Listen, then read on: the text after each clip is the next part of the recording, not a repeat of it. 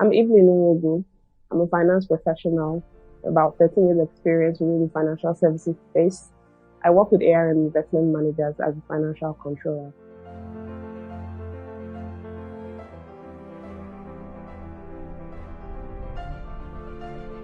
Okay, I really wasn't looking to delve into financial modeling, but I was privileged to attend the DAMC event earlier in the year, that's Data Analyst Modeling Conference. And I got to speak with David Brown, and he introduced the Financial Modeling Academy to me. And one thing that really caught my attention was the deep discount was coming at. It was coming at a very affordable rate. So I was like, why not? Plus, I had other trainings with D Brown, and my expectation was really high. So I felt, why not give it a try? So I jumped online and joined the cohorts, the early cohorts, writing the exam. And trust me, no regrets. It was good value for money. So yes, I'm a finance professional with finance background, but we had people from different spheres within the cohort, and everybody, to a very large extent, was able to, keep up.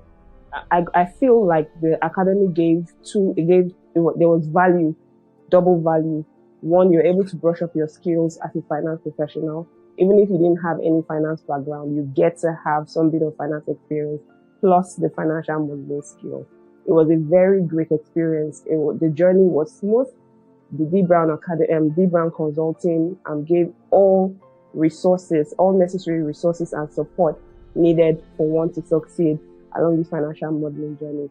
The sessions were very interactive, or let me say the videos were very interactive and properly structured. It was delivered flawlessly. And then we had weekly live mentor sessions where we had interactions with David Brown and the rest of the cohort. And then we got to see different perspectives to different things. So you never attend a live session and leave without value being added to you. So the whole journey was very expository, very insightful, and we were prepared 100% for the exam by the time we were ready to go.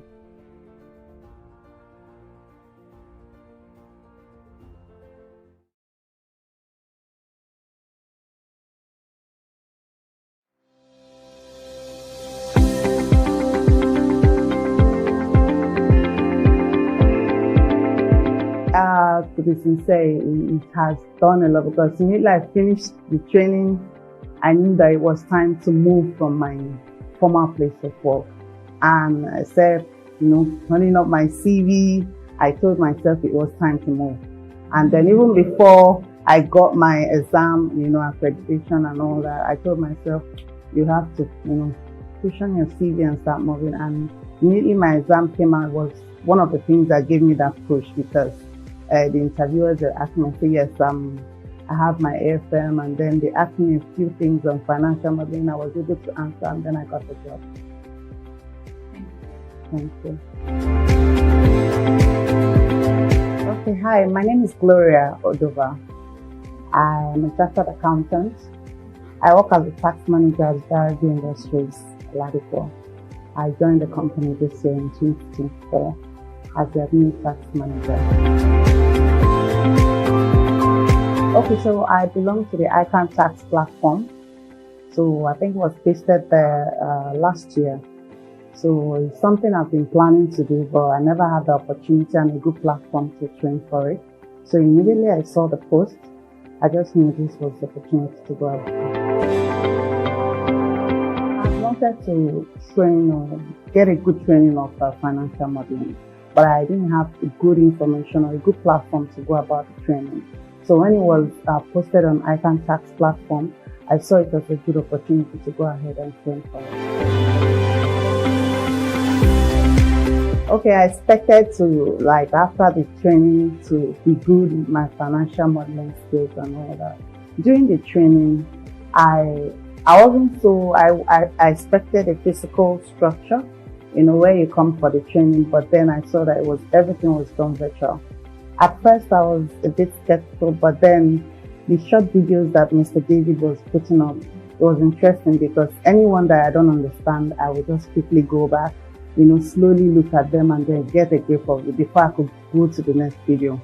So at the time I got used to it and it started flowing, and then I started getting used to it. So it became very interesting at that time.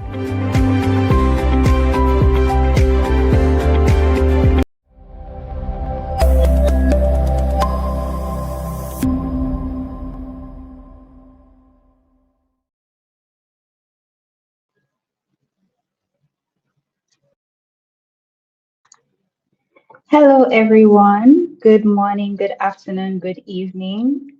You are welcome to our webinar today. Please let me know in the chat where you are joining us from this afternoon. Hello, hello, hello. Hello, you are all welcome. All right. Hello, everyone. Please let me know where you are joining us from this afternoon.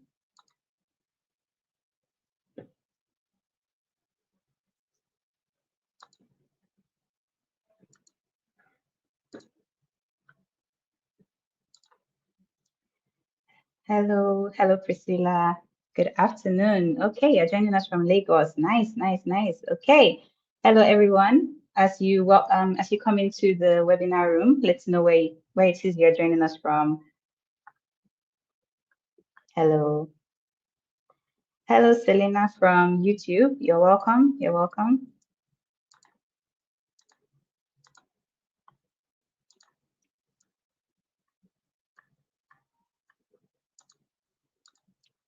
All right. Hello, everyone. Hello, Sandra from Lagos. You are welcome. You are welcome. You are welcome. All right. Good afternoon, good morning, good afternoon, good evening, everyone, depending on where you are joining us from. As you settle into the webinar, please let us know in the chat where it is you're joining us from. It's always nice to know where everyone is tuning in from. Again, you're welcome and thank you for taking the time to join us today. All right, so we can just get started into today's webinar. All right, okay, I'm going to be sharing my screen just to confirm. Okay, I think yes, it's playing. All right. All right. So good afternoon, everyone. My name is Oluwasegun Ifedi, and I am a digital marketing associate at D Brown Consulting, where I work on initiatives that support professional learning and engagement across our training programs. I also serve as the academic advisor at the Financial Modeling Academy, where I interact with professionals who are building technical skills and thinking about the next steps in their careers. So conversations like this one are particularly interesting to me because many of the questions professionals ask about career growth are questions I often find myself reflecting on. So I will be moderating today's discussion. All right, so today's discussion is part of our International Women's Day 2026 activities, and we are very pleased to have you here. International Women's Day often celebrates achievements, but it's also an opportunity to have honest conversations about how careers actually grow, because many professionals, for many professionals, career growth can sometimes feel unclear, right? You work hard, you stay committed, yet the path forward does not seem always obvious, right? So today's conversation is really about understanding how growth happens over time, what decisions matter, what habits shape opportunities, and how professionals position themselves as careers evolve. So this is going to be a live panel session, like a conversation, where our speakers will share practical insights on, from their own journeys. So it's not meant to be more of like a motivational talk, and it's not going to be like theory, but it's instead going to be more grounded and more of a reflective conversation about career growth in practice. So this webinar is brought to you by D Brown Consulting, right? And D Brown Consulting, at this point, I would like to, acknowledge, our organization. So D Brown Consulting, we work with organizations to help people make better use of their data and, for reporting, for analysis and decision making. A big part of the work we do focuses on helping teams become more confident and capable in building and using data-driven decisions and solutions themselves. So over the years, we have helped bridge that gap that often exists between business, teams and technology teams, making it easier for organizations to turn data into meaningful insight. And this particular year is special for us because D Brown Consulting will be celebrating 20 years in April. This marks this marks 2 decades, right? 2 decades of supporting organizations and professionals in building stronger analytical capability. So I would like our audience to give a round of applause to D Brown Consulting. 20 years is no joke. So please drop your applause, drop your clapping emojis in the chat. Thank you very much as you do so. So it's a significant milestone in our organization's history. So please give a lots of hearts and likes in the emojis, in the chats rather. So thank you very much, everyone. All right, so we are pleased to be hosting today's conversation as part of our broader commitment to professional development. So before we begin hearing from our panelists, I would like to briefly set some context before for today's session. So one thing many professionals eventually discover is that career growth is not only about effort, right? Effort is important, but growth also involves positioning and timing and skill depth. So two people can, work equally hard, yet the opportunities look very, very different. Oftentimes, it comes down to how they develop their skills, the choices they make along the way, and how intentional they think about their career path. Another thing that becomes clear over time is the opportunities rarely appear suddenly. So more often they show up for people who have been quietly preparing themselves for them. And that preparation can take many forms. It can be learning new skills, it can be taking on responsibility early, it can be building credibility in a field, or simply paying attention to where it is your career is heading. So today, we'd like to explore these ideas through the experiences of our panelists who come from different stages of their career and bring different perspectives to this conversation. So before we get into the discussion, I'd just like to know exactly, where, the type of people we have in the room today. Which of these best describes you? Are you a graduate or an early career professional, right? Or are you a mid-career professional looking to grow further?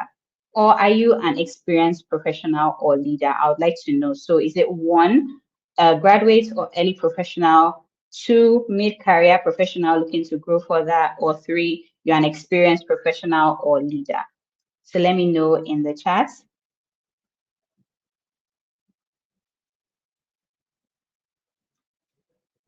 Okay, so I'll be looking in the comments just to know, we just like to know the temperature in the room right now, so that also our panelists have an idea of the kind of people that we have with us today.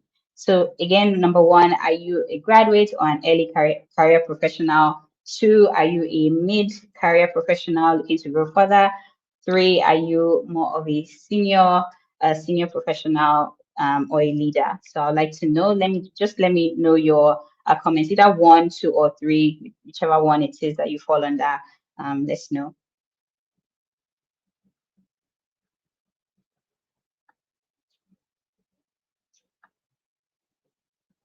Okay, so Waliyat says undergrad. Okay, that is number 1. Okay, I would like to see more comments in the chat.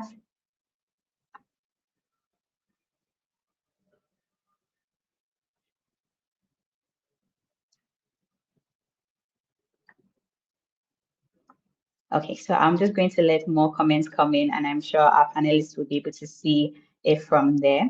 All right, so I'd like to briefly actually go ahead to introduce our panelists for today. All right, so we're going to start off with Olamide Shoyemi. So Olamide is an accounting graduate and a financial modeling professional with strong interest in financial analysis and corporate finance. She holds the Advanced Financial Modeler certification from the Financial Modeling Institute. And through her work, she focuses on helping professionals better understand financial analysis and practical application of finance skills. She's also passionate about making finance more accessible, especially for young professionals who want to move beyond theory and develop practical capabilities. So welcome, Olamide. We're very glad to have you here. Thank you for having me. Thank you very much. Okay, so moving on, our next panelist with us today is Mistura Idris. So Mistura is a senior analyst in the investment banking division at Cardinal Stone Partners Limited, where she works on capital raises, mergers and acquisitions, and infrastructure financing transactions across sectors such as energy, transport, and financial services. Before Cardinal Stone, she worked in project and structured finance at FBN Quest Merchant Bank and began her career in research at KPMG Nigeria. Mistura graduated as the best student in her faculty at Paris State University, first class in economics, and she's also a chartered financial modeler and an advanced financial modeler. So we'll welcome Mistura into the room. So she'll be joining us shortly, but we'll just go ahead. Okay, she's in the room. Hello, Mistura. Good afternoon. Hi, good afternoon, Rachel. Thank you for having me. Of course, of course. All right. Okay. So finally, we have Dr. Oh, sorry, my slide. All right. Okay. So we have Dr. Adora Ekwemesi. Dr. Adora is the founder and director of Kendo Consulting, a HR consulting firm focused on learning leadership development and organizational transformation. She's a respected HR leader, speaker, author, and coach with experience spanning IT, telecommunications, and consulting, where she has worked closely with leadership teams and led major HR transformation initiatives. She holds a doctorate in business administration from Teesside University in the UK, along with a master's degree in Cranfield and Reading universities. And she's also a global professional in human resources and a chartered member of both CIPD and CIBM.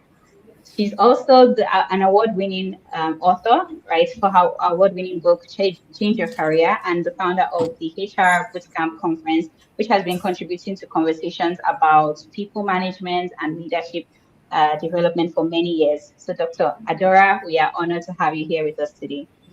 Thank you. Thank you. Pleasure. All right. Thank you all for joining this. Thank you very much. Thank you for joining this conversation today. Let's begin, hearing a little bit, about your journey. So, Olamide, I'll start with you. Please tell us about yourself, your current role or stage in your career, the path that led you here, any experience that shaped how you think about your career growth.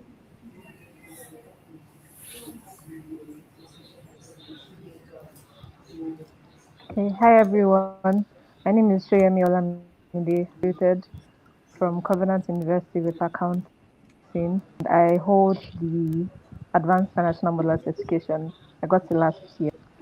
So the path that led me here was, as an undergraduate, I found myself feeling lost about where I want to go to in life, what I wanted to do with myself, and around period, B Brown Consulting was invited to my school to introduce the accounting students to financial modeling.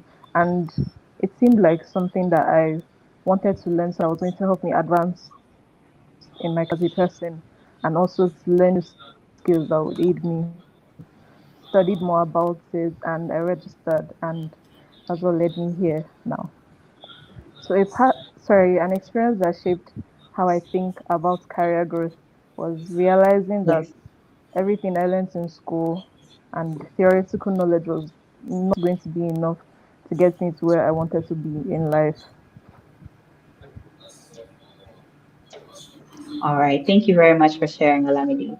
Okay, Mr. Over to you. So Thank tell us you. about yourself, your current role, and the path that led you here. Okay, thank you very much, Oluwasegun. So my name is Mr. Idris, and I graduated from Kwara State University, as introduced earlier. The path to my career. Okay, so currently I'm a senior analyst at the investment banking department in Cardinal Stone Partners. And how I got here, well, just like Olamide, when I graduated, I was clueless, like I didn't know what to do. So at that time, what actually really helped me was having a mentor that could actually put me through, or just give me some information that I would require. And what I had then done was to just look far ahead and say, okay, in the next 15 to 20 years, where do I want to see myself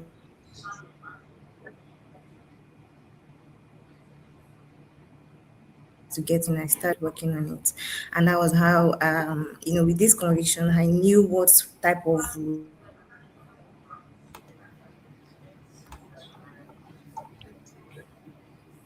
anything that came my way, I already knew what I wanted to apply to, and I went for it. By the time I started, the job, by the time I started it, I actually then find myself falling behind because it was a very, very demanding sector, and there was nobody around to sit and then be putting you through. You have to actually, put yourself through and learn as fast as you could. So when I saw that I had a gap in, especially in financial modeling at the time, and I had amazing senior colleagues who actually were, they gave me listening ears and they gave me advice as well. So I saw that I had a gap that I needed to fill, because if I didn't do that, I was going to be left behind, right? And I just wanted to take on more responsibilities, and I needed more skills to do that. That was what led me to take the AFM certification, and that actually did help me a great deal. I would say that if I want to say what contributed majorly to my growth from when I started would be that certification, actually. Just me taking the initiative to like increase my skills, just to get to know what I needed to get the job done. Right. And then also what I would say helped me is taking initiative and not waiting for, for a task to be assigned to me. I knew I wanted to do this. I didn't have the skills, and I went ahead to acquire the skills and I take on the job, and then that kind of just spoke to what you said earlier about working silently, and then when the opportunity comes at once, you would just come to mind naturally because you had actually just been doing that, and that, I would say, that actually worked for me. Yeah, so can you just, is there any other part of your question I haven't answered? I think you have answered all. And I see that you are a chartered financial modeler. Can you tell us a little bit about that? Oh yeah, actually I was. So after I finished my AFM, I was so intrigued to kind of continue on that path. So as I said, in my role, while I was in FBN Quest, my role was financial modeling heavy, right? And the AFM helped me a lot because it taught me like the basics of financial modeling up to the. But I needed to gain more skills. At the time, I needed a certification that could help me while I was working. So that, as I'm studying, is also helping me advance in my career as well. And the CFM was just the perfect fit for it. And I couldn't say, I would say that I made a very, very good choice, because while I was, studying for the CFM, it was a very, very long process. And since it's been written just once a year, you have to prepare for the entire year. And I would say that it wasn't a small feat. It was actually very, very demanding. But getting the CFM certification actually really helped me. I was excited about it. And I mean, it's a very, very good decision for anybody that has written the AFM. Pursuing the CFM would be a great addition. All right. Thank you very much for sharing, Mr. Ra. And Dr. Adora, I would like your perspective on this from the leadership side of things, but you can just let us know about yourself, your current, role, stage in your career, and one experience that has shaped how you think about career growth. Okay, thank you. Thank you very much. Just want to make sure everyone can hear me. Am I loud and clear? Loud and clear. Good, fantastic. So, career. Career is a long thing, as they say. So, I would say what has led me, how did I get to where I am now? And I'll tell you a bit about my background. My I studied economics at university, and I studied it because I was quite good at economics O level, and I was okay at A levels, and I wasn't very sure what I wanted to do career wise. I went through different stages. Everyone thought I was going to be a lawyer because I used to speak. I spoke quite early, and I used to speak a lot. When you talk a lot, they think you're going to be a lawyer. But I didn't want to be as predictable as people thought. So rebellious, and my mother is a lawyer. I didn't want to do what my mom did so that she wouldn't have an idea of monitoring me. So I didn't study law. My dad was an accountant, Yes, I considered it. I'm a dad's girl. I considered studying accountancy, but I didn't really like numbers at the time. I didn't have good. Now, in retrospect, I realize I didn't have good teachers. That's why I didn't like it. But so I didn't study accounting. I went on to study economics because I was okay at it. And when I left university, unfortunately, my experience at university was not it at all. I didn't like it. I'm an avid reader. I have books, lots, hundreds and hundreds of books in a library in my home. The only books you will not see are my economics degree book. I loved economics, so I understand the concepts. It's a brilliant subject. But when I finished university, I tore all my books, my economics books, because I didn't enjoy my experience at uni. It was very different from what I had known economics to be. And I think I have a bit of a rebellious spirit. So I just thought, you know what, so just tear all these books. I'm never ever going to read economics again in my life. So that's why you will not see an economics book in my library. Does not mean that I don't know economics and it's not still in my head, because obviously, as a not so smart 21-year-old, I thought that if I tear my books, that would be something. Anyway, so my career didn't end there. I went on to study a master's degree in information technology. It's so funny because the world just rotates. People are talking technology, IT now. It was the same thing, and that was about 30 years ago, and it's still the same thing today. So I ended up studying I hadn't got a clue. Obviously, my degree was in economics, but I got wing. I attended. I was at a party with some friends, and I heard them talking about somebody who was earning £70,000 at the time, and being a 21-year-old, I didn't feel like suffering and wanted economic freedom. I was like, what did that person study? What are they doing? What is the course called? They said it was called information technology. So there and then I made up my mind that I was going to study IT at master's degree level. And that's exactly what I did. So my master's degree is in information technology. And that was a good bet I made on myself, because before I even finished that program, I landed a job, what was considered a decent job, not £70,000, but at least for my age and my experience, I landed a good job. So that was one bet I made in my career, to focus on a career that was in an in-demand skill. Yeah.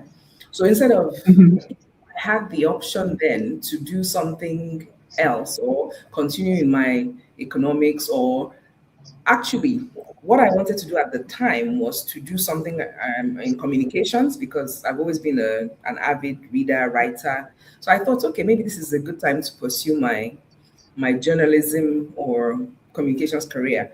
But honestly, as a young person, I think I had some sense, in the sense, and I mean, how I realized that one thing I didn't want to be was a liability to anybody.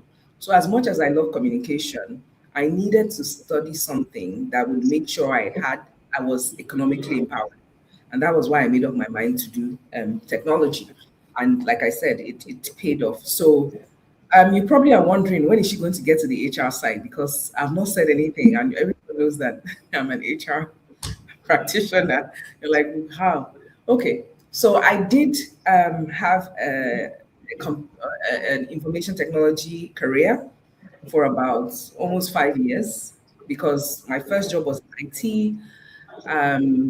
I did that for about a year, and then I was headhunted by a firm which was a very well-known multinational then, Nokia UK, and that was how I moved into software design. I'm sure everybody's still wondering, when is the HR thing going to come? So I did software design. I was a UI designer for 3.5 years for Nokia, and then so what happened in my career? Sorry, I know my own sounds long, but I think my career maybe is it seems like it's a little longer than other people, because I think I've been around for a bit longer. So I did software design for a couple of years, and then I stopped. I became miserable. Okay. not because I wasn't earning money. I was earning good money as a young person. I was doing what I wanted to do, which was to earn good money. But after earning good money for 4 or 5 years, I realized that I wasn't really fulfilled, and so I decided to quit my job. I had saved some money, and I decided to go on a journey of self-discovery. And the journey of self-discovery meant I quit my job and I left the UK, and I came back. I had different options of different countries I could have gone to, but I ended up in Nigeria somehow because I didn't want to be an illegal immigrant in America. I had tried to go to Europe. The interviews I went for, they didn't take me. So I said, you know what, let me return to my fatherland, at least free rent in my father's house, and maybe somehow I'll make something for myself. So I came back to Nigeria, and I took 1 year out, and I really, that year I spent it discovering who I was. And when I mean who I was, I actually did the exercises. Like when I mean I had a book, I still have that journal today in my library where I went on that journey. Like, who am I? What am I good at? What are my values? What do people say I'm good at? Writing all those things down. What are my top three, strengths? What are my transferable skills? So I really did the work on myself. And when I finished that exercise, I mean, it took me a long time. I ended up finding my strengths. And for the first time in my life, instead of just relying on having a job or anything, I decided to look for jobs that matched me. Okay. Instead of looking for any job now, I felt I was in a position to find a job where I could use my strengths. And I found that my top three strengths from that exercise was speaking, writing, and advising. So I started to look for careers that would allow me speak, write, and advise. And that was how I ended up in consulting. So this was a deliberate exercise on my part. I didn't just end up like got a consulting job. I had searched myself and found out that my strengths were very significantly aligned with consulting. And then I got a job in a consulting firm in Lagos. And the rest, I would say, is history. So you're probably thinking, where does the HR still land? Anyway, once I got into the consulting firm, I realized that my strengths were actually on the people side as opposed to the things. I'd worked most my career up until then. I was working on either software or even when I got into the consulting firm, they put me in the strategy team because obviously I was very analytical in my thinking because I was a UI designer, but I did have skills that I was not using, which was my speaking skills, my writing skills, and so the consulting firm put me in the right space to use those skills. And then when I started using those skills, they ended up. I had an interest in psychology. I took a psychology course one summer. I traveled. I did a diploma in psychology, and when I came back, my boss asked me where I had gone. I disappeared for 1 month. I took my 1 month leave, and I told them I actually went on the psychology diploma course. And then they said, my MD said to come and see me in his office. I came to him, and that was how he wrote me into a team. And that team was supposed to be dealing with behavior in individuals and groups and how we're helping them improve productivity and performance. And that is really how my HR career started. So I ended up in the HR consulting space. And from then on, after I left that job, I ended up as the head of HR at InterSwitch. And then when I left InterSwitch, I ended up as head of HR transformation at Transcorp PLC. And after doing that for about a year, I started my own consulting firm 17 years ago now. So that's how I ended up in that. I know it sounds like a long story, but this conversation is about careers. My career is long. So I had to explain how did I get here to this point. So the question is, this is going to be very short now, is what was the most important thing that happened or that changed the trajectory of my career? There are a couple of things, but I would say the most important one is the one that happened when I was 26. That introspection that I took at that age to find out who I was. But I think that was only possible because I already started working. You don't have to do it. Some people may not get to have gotten to that point. I think I had that luxury because I'd already fulfilled my financial needs. And that's what I mean. I know we've not got to that part. When I advise people, I say, look, follow economics first before you start following my passion. I'm not a my passion person. We all have, but you start with being economically sound. When I mean by economically sound, being empowered, because money gives you options. And once you have options, then you can do what you want. But if you're going to come out and you're following passion and you don't have a career that can hold strong, then that's Adora. Thank you very much.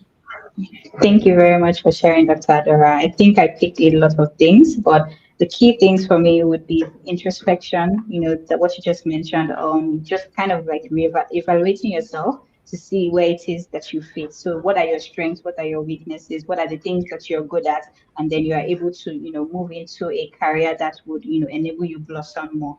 Yes. That's really amazing. And another thing you mentioned, money gives you options, which is quite true, right? Most people would tend to follow their passions, but you're coming from the perspective of go for the money first and then go branch into your Exactly. passions. That's very interesting perspective. Thank you very much for sharing. You're welcome. All right. Okay. So moving on to our next question. So the theme for this year's International Women's Day is give to gain. So in practical terms, what has given or giving look like in your career and how has it translated into growth or opportunity? Mr. I would like to start with you. So, how has giving or what has giving look like in your career and how has it translated into growth or opportunity for you?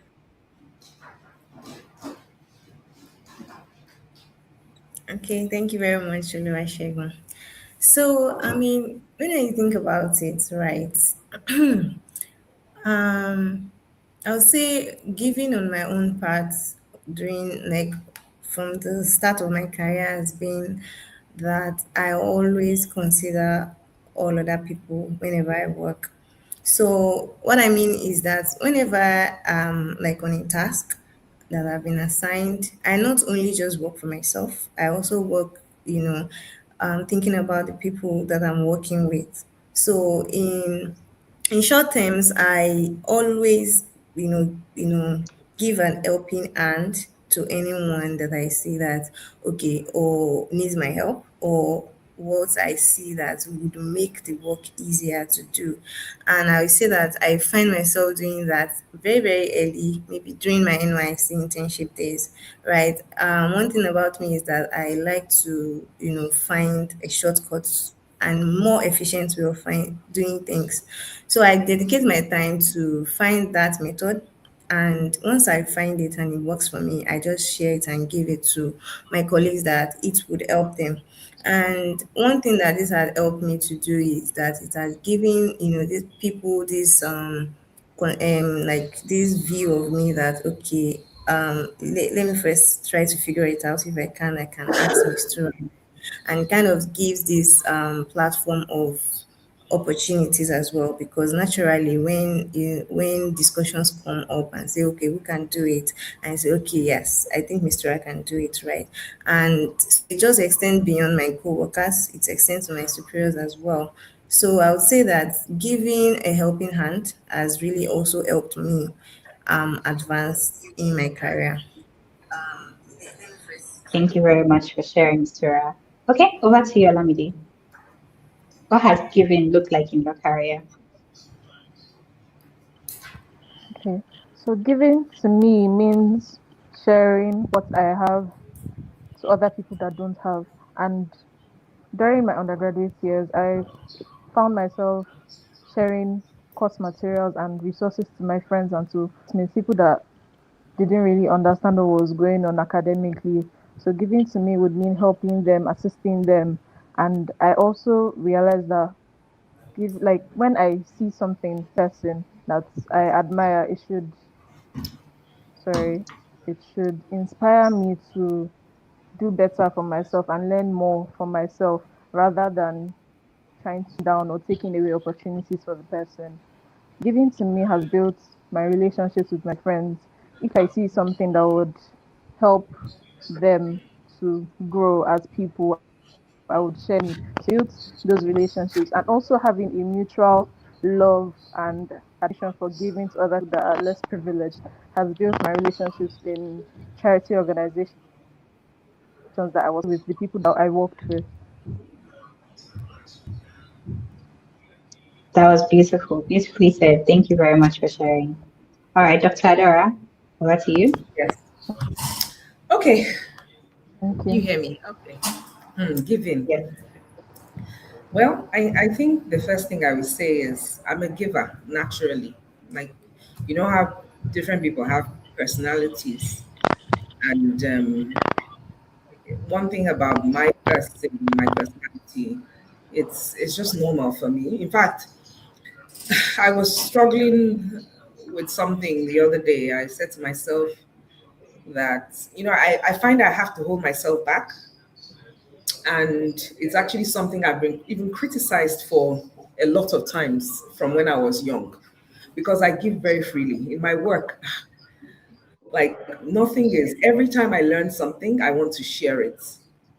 Sometimes I wish I share everything I know, because when you gain knowledge, it's not for yourself. Okay. I'm a firm believer of you. I don't know if you're familiar with the concept of dying empty. There is nothing I'm going to die with. Every single thing that I brought to this world, before I leave, I must give it back, because there is no point in me taking it to the graveyard. So I am a firm believer in the concept of dying empty, meaning that everything I create, I build, I am going to share it with the world. And that's what I've done through my career. If you follow me, you will see that in the human resources space, I have given and given and given. Whether you're an early career, starting your career, or whether you're mid career, or whether you're everything I have learned along the way, I have shared. My book is called Change Your Career. Everything I've learned about careers, being productive in your career, I have given. I don't, nothing, I'm taking nothing with me. So give to gain. What has it, whether it's even I gain anything or not, it's irrespective of that. But I'm a firm believer, and it's not just when you give of yourself. I'm a big believer in relationships with other people. I believe that everything of significance that is going to happen to you in this life will happen with other people. It's never going to happen alone or with your power alone. So I'm a big believer in sharing everything of you with other people, because I know there's some rules of life, there's some rules of the world, the way the world is. Givers are receivers. It's like a never ending cycle. If you're somebody who struggles to release because you think it's not enough, it will affect you. I never lack. I'm never afraid of lacking. I don't know. I say this very confidently. When people are afraid, like when I was even growing up, when even just as a young person, I never was scared of being broke. And I don't know how to explain it, but it's something that people you have a relationship, everybody has a relationship with money. I feel like it's abundant, right? I give and it comes back more than you even gave. So I believe in sowing and reaping and giving and getting and things like that. So that's my perspective. But it's a mindset thing. It's not something I can break down fully here, but I believe in abundance, and abundance is from the way you interact with people, the way you interact with your world. I don't have a scarcity mindset. I always believe that there is a way, and you can multiply things. I feel like we're here to, anytime I touch something, I'm thinking of how to increase it. I don't believe that you're finished, because I believe that we can always get more and create more. It's a mindset. Thank you. Thank you very much, Dr. Adora. I think a common theme that you all mentioned is relationships, right? That is very, very important. It's like kind of like the saying, we rise by lifting others. So thank you very much for sharing on that. Okay, so Olamide, let me start with you. At what point in your career did you realize that effort was not enough, right? Maybe, from, university, and now you're like an early career professional. What point did you realize that effort was not enough, and how did that change your approach to growth after that?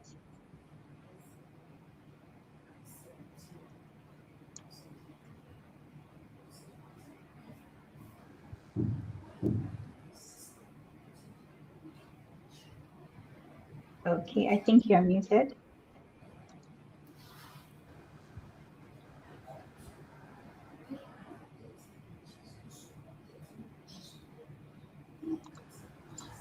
Okay, I think you can go on now. Okay. Can you hear me now? Yes, I Okay. can.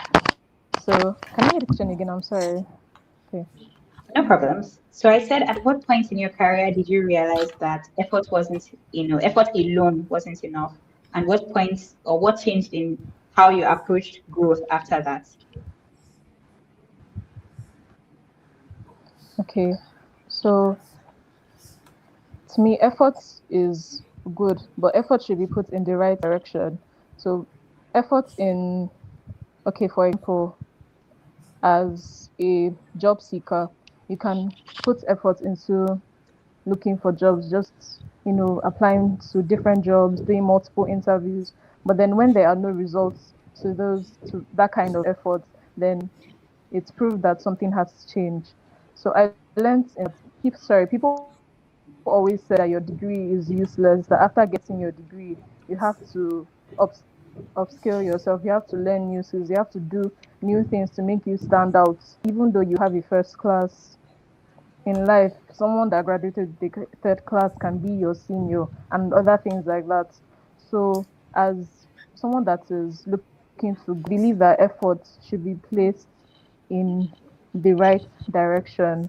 So to me, this would be doing my research about whatever industry I'm going into and finding out problems that need to be solved. And these problems translate into skills that people should have. So after learning these skills and finding out what these skills are, I should take it upon myself to put myself out there that have these problems to discover me. So all the efforts that I'm trying to put into growth should be put in the right direction. Hmm. That's That's brilliant. how Thank we you very question. much for sharing. Yes, yes, you did. All right. So, Thank you. Mr. Did you see any? Thank you. You're welcome. So, did you see any, or did you have any similar experience in investment banking? When you realized that effort alone was not enough. Yes, actually, I realize that every day on every task or transaction that I work on. So, I mean, working hard and working smart, I believe, is different. So, I would say that, for example, if I'm on a transaction, I need to work on some document.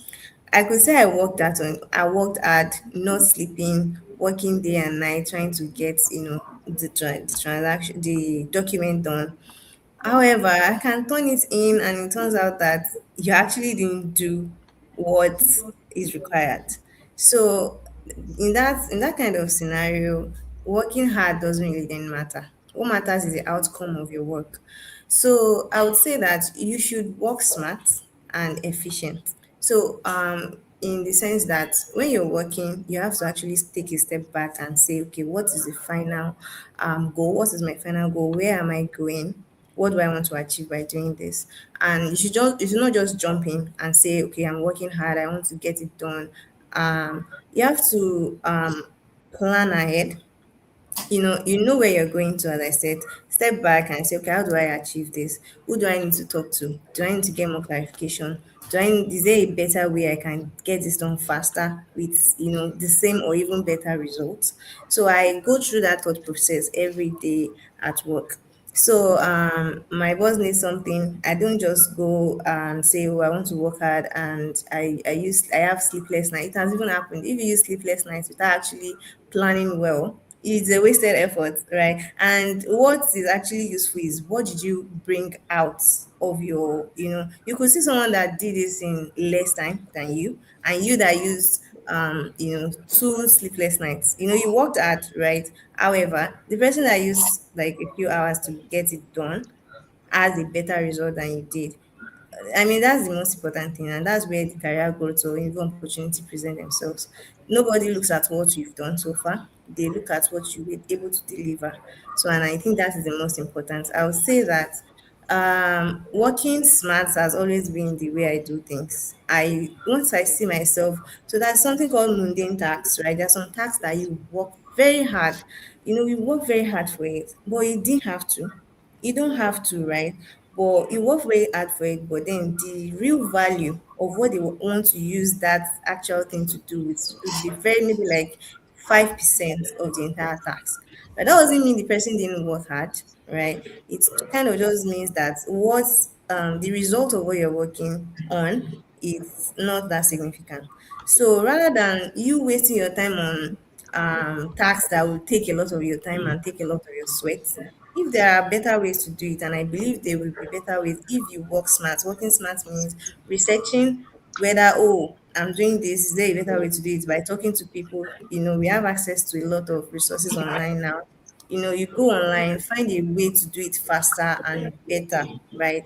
And I'm not saying that take shortcuts and have a bad result, because my approach is you should have an outcome that you can stand by, an outcome that is useful at the end and is very, very efficient.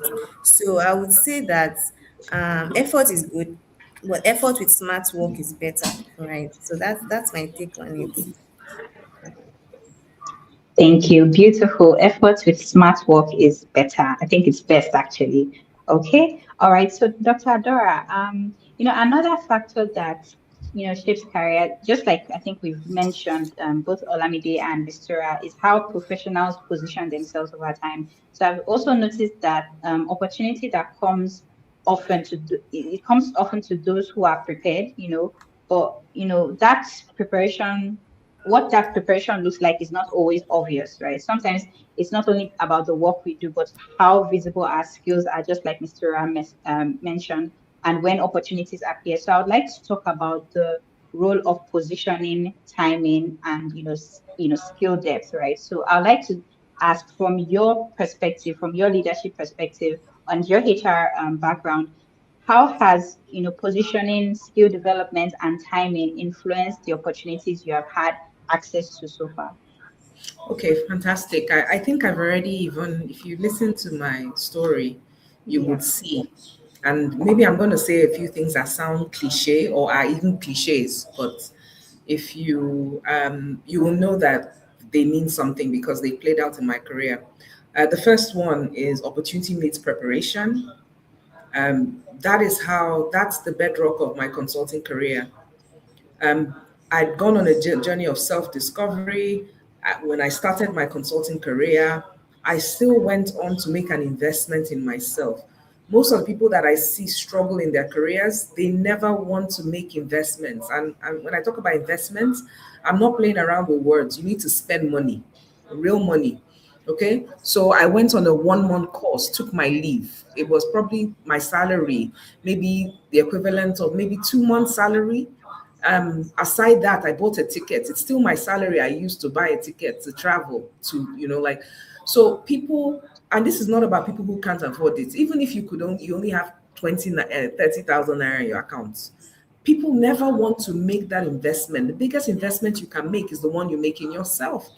There's nobody I know who's successful in their career who did not invest in their career. The biggest mistake that people make is that they go into a firm and they allow people dictate their careers for them. Nobody should dictate your career. A career, in fact, one of the definitions of careers I love is that a career is a long life investment. It's a long life investment. That's the first thing about career into work, that should give you three things, growth, career fulfillment, yeah, and progress. So that's the first thing, in terms of so the second thing is opportunity meets preparation. Okay, so I've said it's an investment. An investment in your career is the best thing you can do. But second, opportunity means preparation. When I moved from into HR consulting, what happened? I had gone on a course. Yeah. And my MD asked me, what was the course you went to? If I had not been prepared and I was still waiting for somebody to invest in my career, one, I would not have gotten that opportunity. I would not have been picked to that team. I'm not going to wait for somebody. Don't wait for people or anybody to invest in you or tell you what to do. Be prepared, because when the opportunity comes, for example, if they're looking for people I already had what they needed for the new team. And when I got to my MD's office, he said, I'd been thinking about who are the people I'm going to who in the firm I will pick for this new team. So I made it easy to pick me. It's not just a case of you pick me, pick me, pick me. No, I made it easy. Sometimes I interview people and they say, oh, I'm passionate. And when you ask them, okay, you're passionate about finance, eh? Okay, you're passionate about HR. Okay, so when was the last investment you made into your passion? Passion is suffering. Passion is sacrifice. You know, the word passion, the Latin word passion is passio, is to suffer. So why do you say you're passionate and you don't want to make any sacrifice about something? So opportunity means preparation. The greatest investment you can make is one in your career. The last one I want to say about preparation and this is that. See, opportunity is often missed by most people because this is another adage. It's dressed in overalls, overalls. What people, painters and carpenters wear, like overalls. It looks like work, right? So work, they run away. That's the one that Adora likes, the one that most people are running away from. That's how I've been. When I started being serious about my career, you see that pre-consulting, I was not serious. There are some people on this call and they were like me before. My life, I had a defining moment in my career when I started taking my career seriously. When I left uni, I wasn't serious. My first 5 years, I wasn't serious. But you see, when I went on that journey of self-discovery, I decided all things are passed away. I stopped doing, I'm just coming to work, I 30 days won't pay, blah, blah. No, I started being intentional. I sat down and I crafted a vision for myself. And even actually, let me even redress, I've always had a vision for my career, even when I was 21, right? The only thing is that my initial, and if you listened to me earlier, my initial vision was to make money. And that's why I focused on career, right? But when I left that, when money was no longer a focus, I obviously focused on my strengths, on a long-term career where I could add value and be a different person. What am I trying to say? If you have a vision, you're more likely to get there, no matter even if your vision is not a good vision, right? But the important thing is that it helps you focus. So people miss opportunities because the average person does not like work. So once it looks like work, they run away. So some people will not do financial modeling. They wouldn't invest in professional qualification because in their minds, they're thinking, hey, I'll have to sacrifice, by the time I finish, let's say they are 30 years old. By the time I finish, I'll be 32. Either way, you're going to be 32 in 2 years. So you might as well do it now. If you say, by the time I finish, I'll be 40. It doesn't matter. You will still be 40 when you're supposed to be 40. So the best thing is to start today. They say the best time to plant a tree is 20 years ago, but the next best time is today. And most people cannot get past today. That is their biggest problem. So in terms of it, like I said, I was going to be using cliches, but explaining them. The best investment you can make is the one in yourself, your career. Opportunity needs preparation. Prepare yourself. Do all the courses. Do all the skills. Get the mentor. Get the coaches. Do it now so that when the opportunity comes, for example, if they wanted to send somebody abroad in your firm, the first thing you're going to ask for is, a passport and visa. If you don't even have a passport, they can't even consider you. And some people don't even have passports. So when the opportunity comes now, they're like, oh, only the people that have passport. And some people are like, hey, I've been thinking of getting passports. You don't have a passport, so you can't be considered, right? You don't wait until there's promise of traveling before you get a passport. You don't wait until promise of promotion before you start investing in your career. You don't wait until you have 500K in your account before you start investing in training and development. Nobody has any excuse. Use what you have. I think it's even worse now that there are free courses. Some people, maybe because it's free, they don't even want to invest there. Okay, you don't want to pay. You don't want to do the free one. You just want to be scrolling and doom scrolling on Instagram or TikTok. They're not going to help your life. So you have to do the work. There is no shortcut. Effort, we say effort.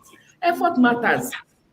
That effort, you need to put it in. Let no one deceive. We talk about work hard, work smart. Fine. There's working smart, there's working hard, but you must work hard. There is no shortcut. Even with AI, the problem that we're having with people using AI now is because it's giving them garbage in, garbage out. People who don't have expertise are using AI, thinking they can have shortcuts and still out low quality work. People are now condemning the work of ChatGPT and other models because they are testing them. Experts are testing them and they are not delivering well. Why? Because if you're not an expert, you cannot use those tools well. So, I mean, from me, you must put in the work regardless of the situation you find yourself. And if it looks hard, then we're in a marketplace, right? You're in a skills marketplace. If you have common skills, you will be paid common money, right? People will be pricing you like not even tomato. Tomato is even expensive now, right? They will be pricing you like the lowest item in the market because your skills are readily available. You need to find skills that are in demand, skills that people are running away from because it looks hard. That was what I did by going into IT 30 years ago. I'm not even in the IT now, but I did it then because I knew that if I want to stand out in this market, if I want to earn a living in this market, if I don't want to have to come out as an unemployed person looking for work, I have to have skills that people are running away from. So I did what was hard. I never knew anything about computers, and I went to go and do a master's in IT. I didn't have a background in computer science, nothing. But I knew that if I do this thing, it's 1 year. I'm going to do this hard work in 1 year. It's going to pay off. And I didn't even spend the 1 year. Before I finished, I got a job.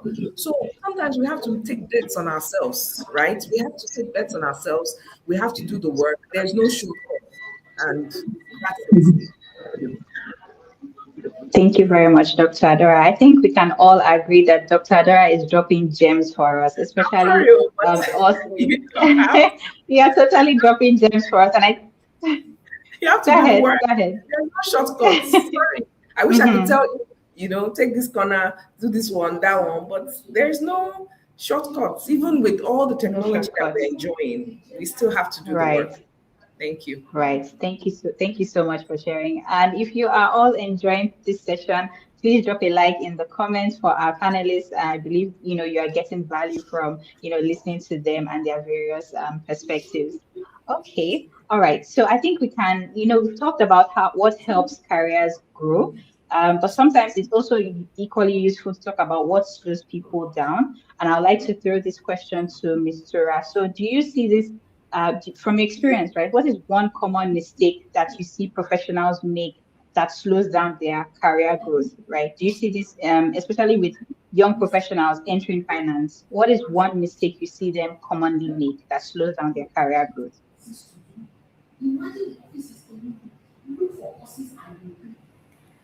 All right.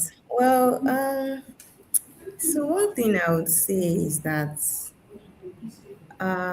what slows down career growth that I've seen is probably you trying to just stick to what you've been assigned. All right. I know that, when we got the job, you gave us, job description and you have your KPIs to fulfill. However, when you are sticking to what you have been told to do, I think that is one thing that slows people down, right? If you go beyond and say and ask questions, so if you say, for example, work on this, and you just worked on it and stopped there, right? I mean, nobody would complain because you did your job. But if you worked on it and asked question, okay, so what's the next step? Why did we do this? Or you took initiative to have even done the next thing maybe your superior is expecting you to do, and you took it upon yourself to do it, and it was actually the right thing, right? So that kind of gives, a platform for people considering you for the next level. So I mean, nobody would know you're ready if you are sticking to your current role, description. So for example, you want to be promoted to the next level, which is a growth. However, you are doing things that are confined to your current level. So I feel that the only way you can show that you're ready to go to the next level is to take a step beyond your own level. Take a step up beyond your comfort space.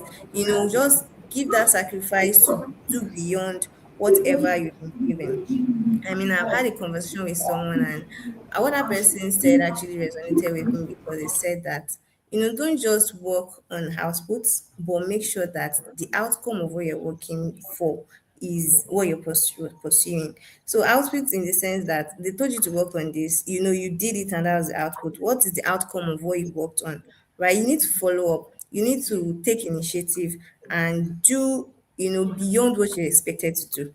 That way, the person above you, your superiors will see that you're signaling that, okay, you're ready for growth. And if one opportunity should just come up, right? If it comes up, they kind of just give it to you because, oh, they've seen you do it, and especially if your boss is in the room to give you that opportunity and say, okay, who should we, give this opportunity to, who should we promote? And she says, or he says something like, oh, I think Mistura should be the best person for this because I think she can do it. What do you think is better than us saying, or he saying, I think she can do it, or she has actually done it and she did it, she was very good at it. In that way, I think she is the best person for this position. So personally, I think saying I think she can do it or she did it, I think the other sentence is way better than I think she can do it. So you have to position yourself. You have to go beyond what you're doing. And I would say that most young people today, um they tend to do what they are told, right? I know you used to do what you're told, but it's also good to go beyond what you're told and say, okay, I did it. However, before turning it in, I also checked this and I did this and I did this and I think this would help, right? I mean, it would really put you in that space to be considered for growth. And if you're someone that, and it's good, it's what you've been paid for to do your job, but if you go beyond, you actually go faster. It's not like if you're doing what you're told, you won't grow. You would grow. However, the growth might be slower than expected. So if you want to have a fast growth, I would say that you take on more responsibilities. And I would say I experienced that personally, right? One good example of what I'm saying is when I, just started my career in investment banking. I was like about a year in, and no, like not about a year, like 8 months, 7 months, and that was the period where I had thought that, okay, I need to learn financial modeling because while I was on the job, I realized that modeling was a big part of the entire team. It was a very, very important task, and I realized I didn't know how to model. And that kind of just made me think that, okay, I think I need to acquire this skill, and I also had the support to do it. I learned it, in my own space. Not like I needed it at that moment, but I believe that if I knew it, I would be able to, do more things. And I usually just sit beside my senior colleagues that are working on models. It just looks like a lot. I didn't even understand what's going on, but I still kind of just stick by her side, seeing what she's doing, and just being there kind of just gives her, keeps you in her mind, keeps you, when anything she wants to do, kind of like, oh, and she actually gave it to me and said, "Oh, Mr. Can you do this section?" I was lost because I don't know what it was. I was still doing my AFM certification at that time. So, she realized that I actually couldn't, right? And by the time this same thing happened, at that time I had already finished my AFM training, and I was decided I just do her work, right? And she just said, "Oh, Miss Raj, do you want to work on?" I worked on it, and I was proud of myself that I did. I was silently learning the skills because I saw I lacked it. I was like, I didn't know it. But then I learned the skills, I acquired the skills, and I was just saying in that same scenario again, and this time around, I could do it. Now, where the opportunity came was when she was leaving the firm, and she was the one in charge of all modeling, like not all modeling, but major modeling transactions, right? And I remember that on our final night, I stayed with her, she was trying to figure out the modeling. She didn't ask me to stay. I stayed just to kind of just watch her work. In this process of watching her work, I was just saying, okay, do this and do that. And by the time we had a call the next week, a handover call, and my line manager asked her, okay, so who do you want to hand over your transactions to? I wasn't expecting it. She said, Miss Tura. And she was like, okay, I'm handing over to Miss Tura. I was like, what? No, that's a very big task. And she was like, she can do it. My landlord asked her, "Are you sure?" She said, "Yes, she can do it." I mean, for her saying it at that moment, it was a combination of maybe all of the actions I've taken, which first of all, I recognized the gap. I needed to know it. Second of all, I showed interest beyond, I mean, she had, after giving me the task to do, go and research it. I finished researching it. I still came and say, okay, what are you working on? What, even though I didn't really understand it. I mean, just putting myself in that space gave me this opportunity. I took over the transactions. It was very difficult. I mean, because it was my first time, but the training I had helped. I started learning more online, reading books, trying to get it done. And I successfully delivered my first model on a very live transaction that went directly to the client. And it was good. I was so fulfilled and I was proud of myself. And also, it gave me the visibility to my managers and my other senior colleagues. So, I mean, sometimes just going beyond what you are told to do and showing interest in things that you know will take you to the next level would actually maybe fast track your process than just sticking to what you're told, what you've been told, and you just say, "Okay, they said I should do this, I've done it, and that's it." So that's what I think about that.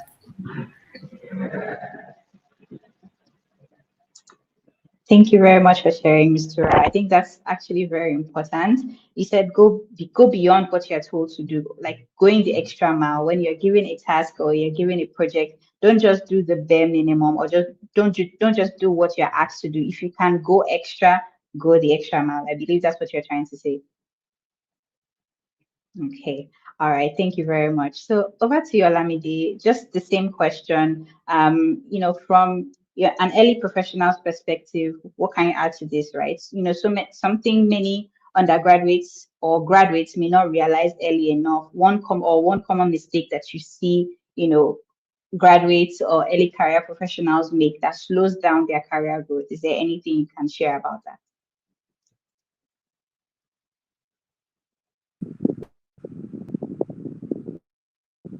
Okay. Something I've learned about growth is that it's not a linear progression. It's not something that you can see every day. You don't see how much progress you've made every day. And a lot of times, people from moving forward and actually staying committed to the process.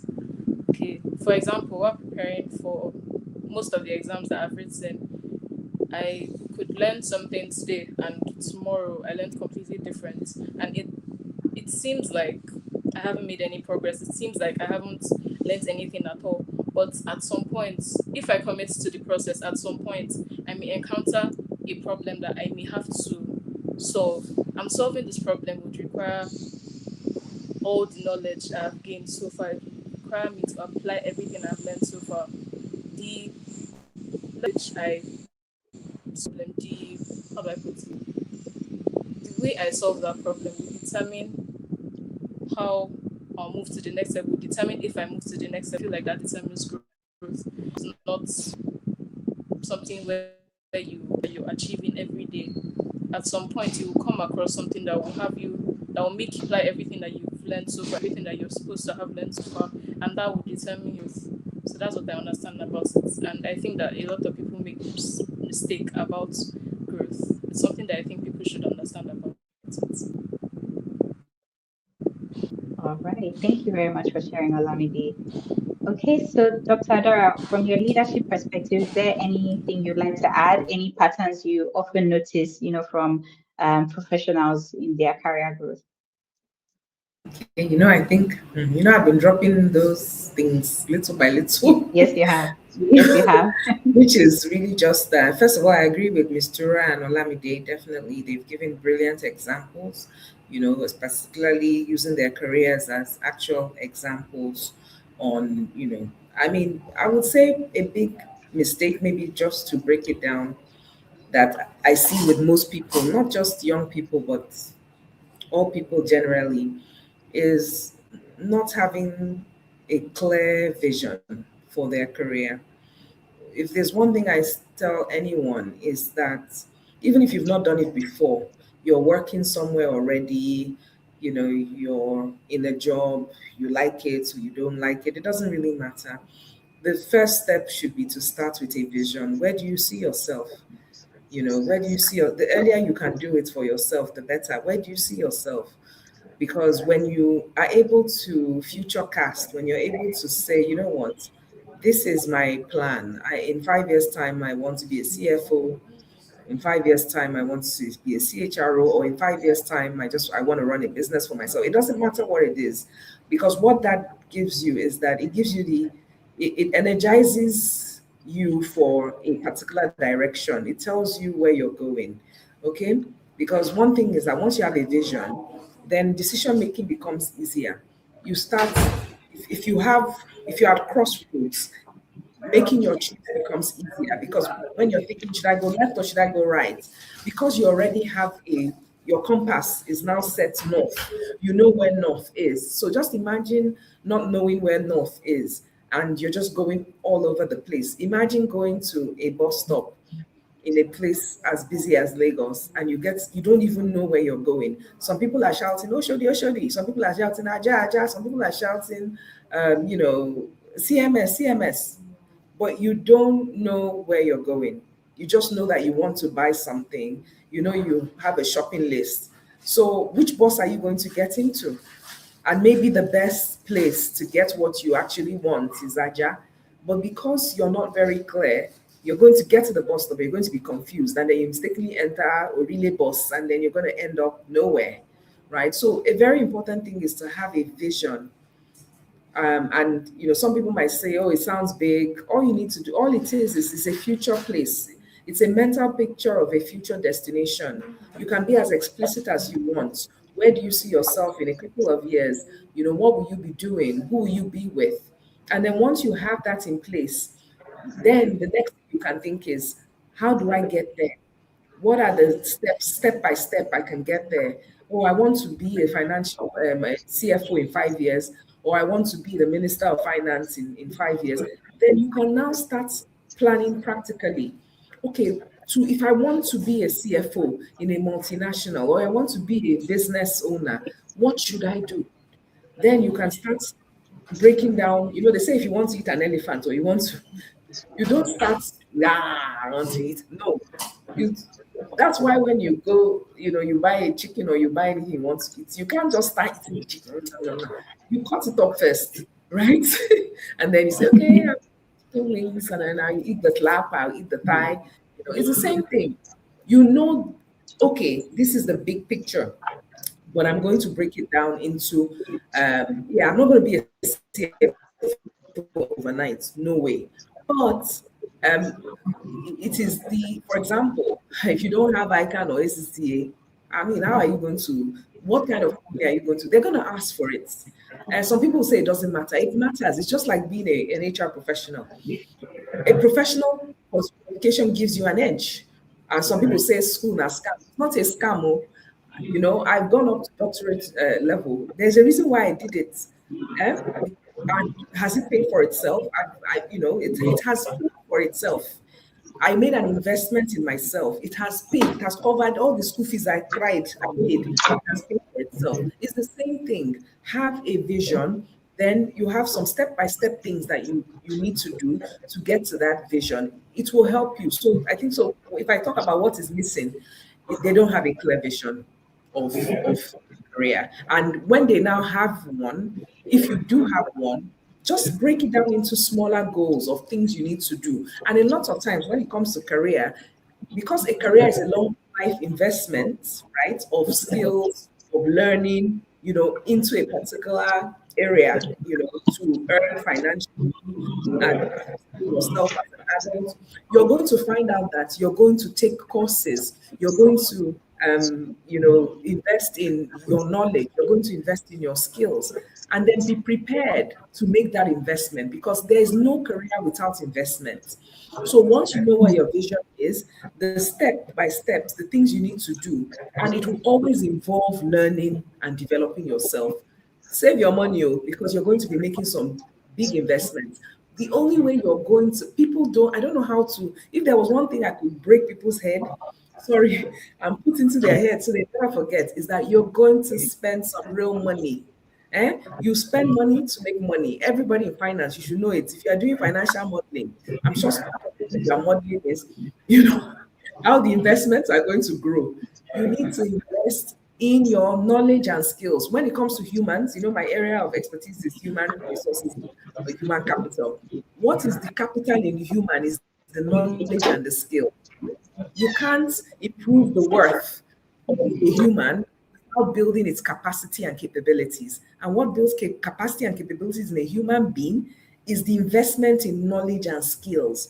So once your skills become rare, they become difficult to imitate. And once you become difficult to imitate, you have competitive advantage. And when you have competitive advantage, you have something that other people don't have. And it makes common economics now, supply and demand. When the supply is less than when the demand is high, what happens? Price goes up. You become a sought after professional because there are not many people like you in your market. But the minute your skills remain common and all the things you can do, everybody A, B, C, D can do, then your price drops. And then you'll be wondering, hey, how come this person is earning more than me? How come they're doing well? Some people will say not all about money. Yes, it's not all about money, but you don't want to be a liability to anybody. As long as you're comfortable, you can pay your bills. But how do you get to that point in the first place? You have to have skills, and you have to have skills that the market demands. And the only way you can do it is to have a plan to actually be that kind of person who has the skills that the market demands, and then you can grow your career to be that person that you have planned to be. But do not leave it to chance, because if you leave it to chance, then we don't know how you will end up. You're just allowing the wind blow you anywhere. So if the wind decides to blow you right, maybe the firm you decides to move you to HR instead of finance, or move you to IT, you just be blowing with the wind. You don't want to be blowing with the wind. You want to be very clear. You're going north and you want to go north, so that because you know that north is a better place for you career wise. So that's it in a nutshell for me. Thank you. Thank you very much for sharing, Dr. Dora. So basically, in a nutshell, what she says, have a vision, right? Have a Yeah. vision and then have a step-by-step plan. You break it down so that it doesn't seem like such a huge, thing that you have to overcome. Because when you have it, when it's not broken down into actionable steps, you're not able to make a move. You're not able to take a step. So break it down into a plan and then follow up with that plan. And also, progress may be slow as you start, but all you need to do is just keep going. You have to be Get there. consistent, right? Exactly. All right. And also have skills that the market demands. Thank you very much for sharing, Dr. Adora. All right. Okay. So, yeah, I think we can begin to wrap up the session. So, but before we close, our audience, if you have any questions, please feel free to drop them in the chat. Either you're tuning in from LinkedIn or YouTube or Instagram. We'll take your questions. Just drop them in the chat for us. Okay, I think so. I think our last question really is so. Okay. All right. So if you were advising someone serious about, a long-term, growth, long-term growth, regardless of their industry, what is one principle they must commit to early or stay consistent in? So we're basically just advising, giving our final advice at this time. So what is one principle they should commit to early, right? In terms of growing their career long-term. So over to you, Olamide.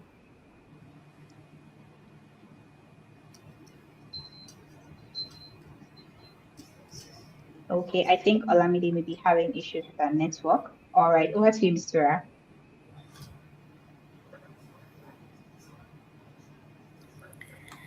Okay, so regarding that, maybe I would say that I would still want to just go back to what Dr. Adora said about having a plan. So if you want to grow your career, so we talk about you want to grow your career, you want to grow your career, you actually have to know where you're growing your career to. You actually have to have an end goal.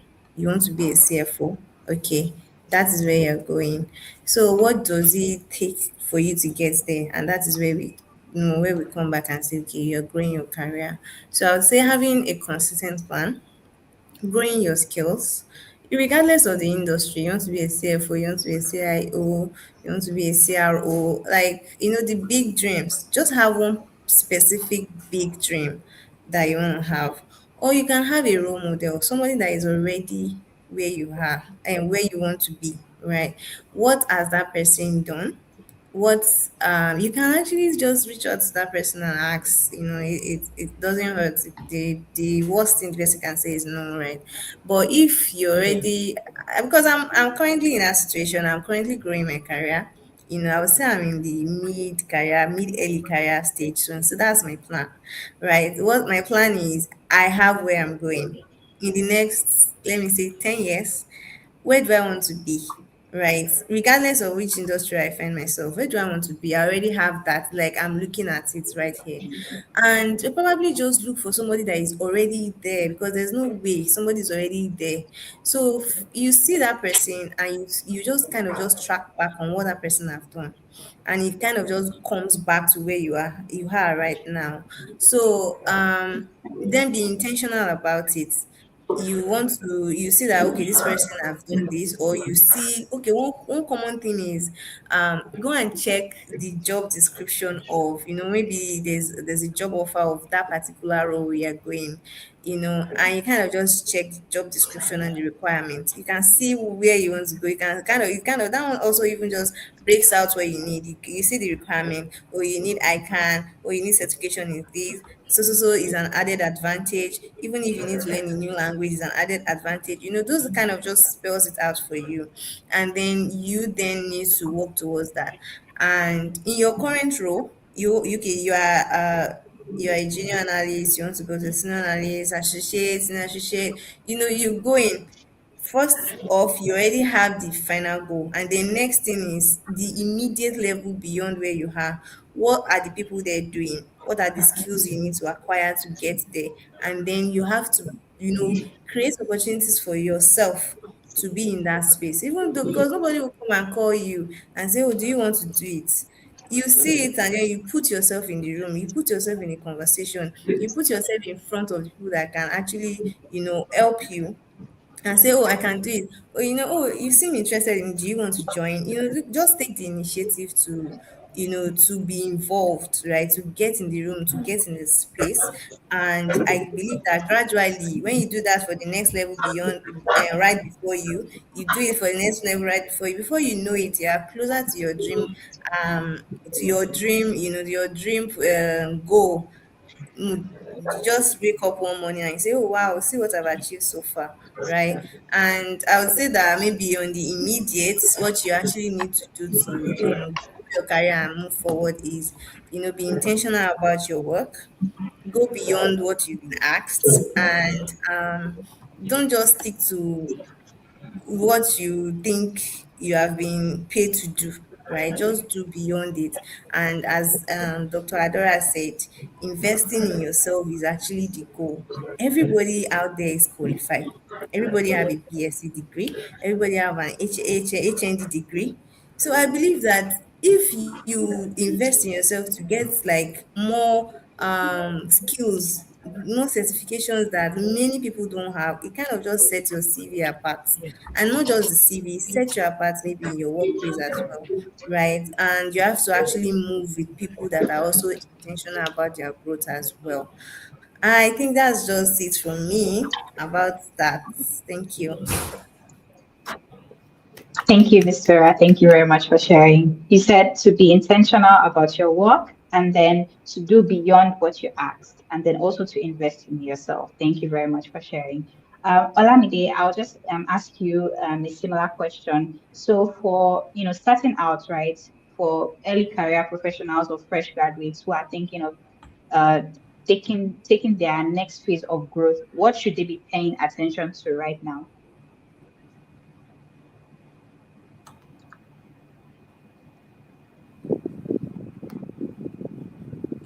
Okay, thank you for that question. As someone who is still very early in their career, looking to advance, I believe that they should pay attention to their relationships and how they conduct themselves.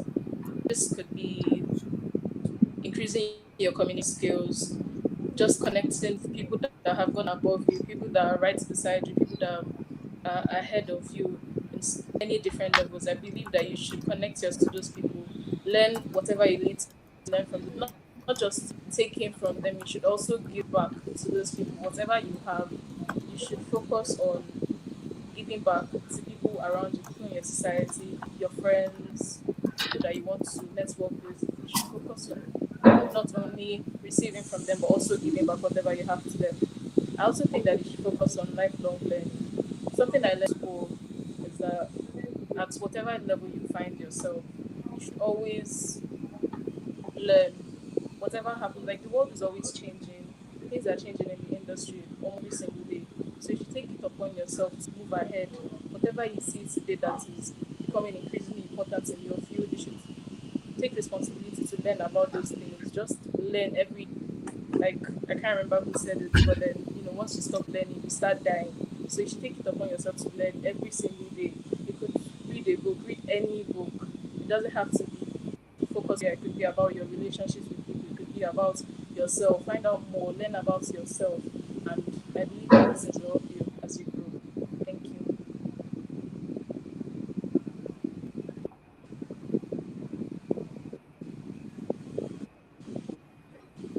Thank you. Hello? I can't hear you. Is there something wrong? Yes, I can hear you as well. Okay, can you hear me Okay. now?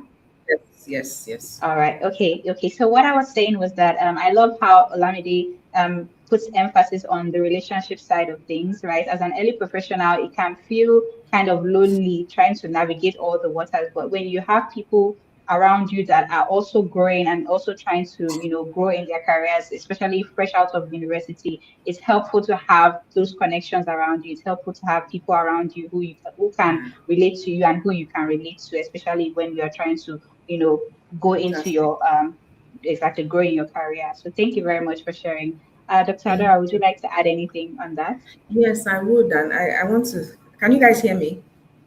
Yes, I can. Okay, I want to thank Mistura and Olamide for the expo because I'll just be jumping on some of what you said to ensure. Please, I have some of the things we've said already, but I'll just summarize them into like key points.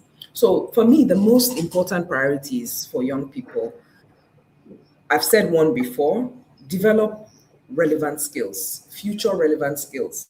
I did that when I decided to do my master's in IT. It was relevant. That was the only thing that mattered. I did what was relevant. Not, I wasn't looking at who is Adora, what do I like doing? I don't like, I don't want. I just realized the workplace was shifting at that point, and I wanted, to be part of that shift. I didn't want to come out and be wanting. So number one, develop future relevant skills. Be comfortable with technology, analytical thinking, critical thinking. Number two is self-awareness. Build self-awareness. One of the biggest advantages you can have, and I'll help you understand that, is a deep understanding of yourself. Okay? Now, reflect on your strengths, your weaknesses. Remember, I said this, I did this when I was 26. What are your values? What type of work environment will you thrive at? The reason why I'm saying it is that there are some people in your workplace you're admiring. They are doing well. They are working in their strength. You are there. You're alone. You're not performing. You are struggling. I'm going to be very honest. You can never be at their level. Why? Because they are working, people who work from an area of strength will always do better than somebody who is struggling.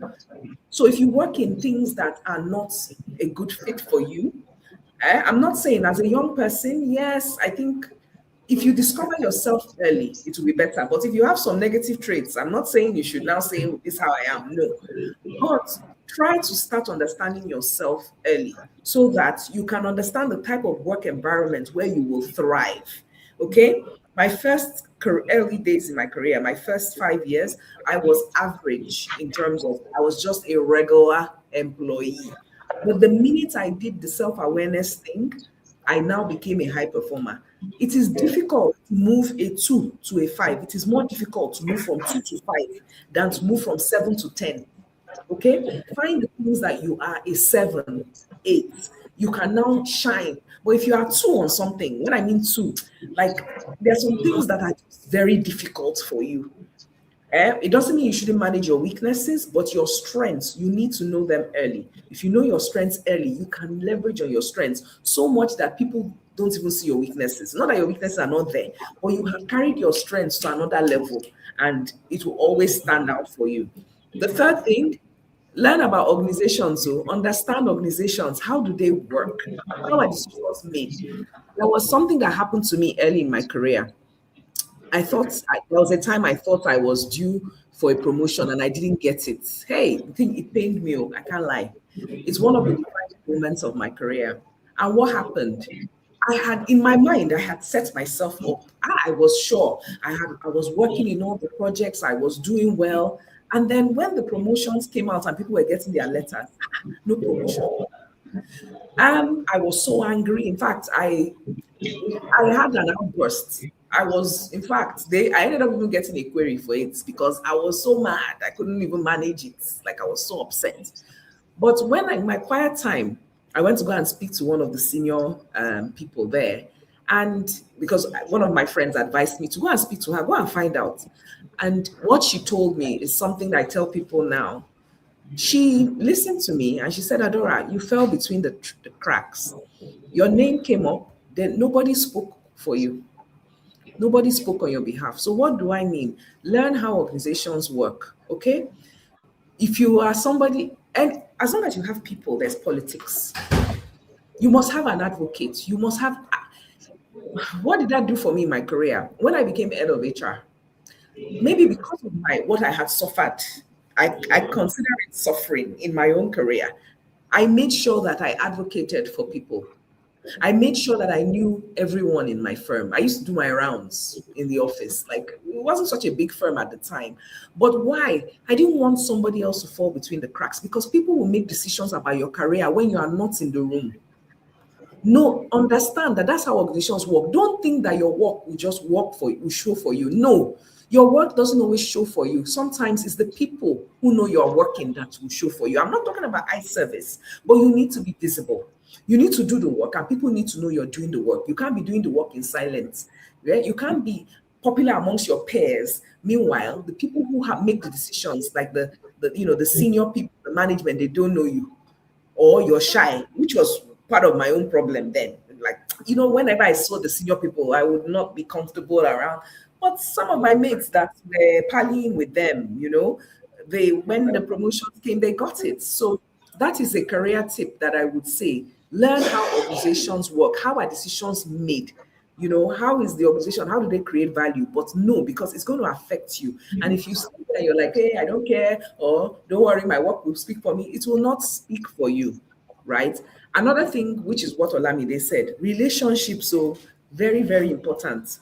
Careers really grow in isolation. Everything of significance that will happen to you in a company regarding your career will be built on relationships with mentors, with your peers, and maybe your professional community. Your name will be mentioned because of your relationships.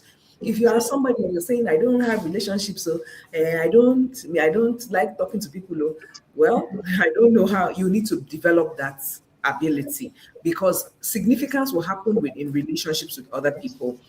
The fifth thing I would say is develop a reputation for being a reliable person. In your early stage, if there's nothing you can do, just be somebody that people can rely on. Even if you are not a brilliant scholar, like you're not a brilliant high performer, just be somebody.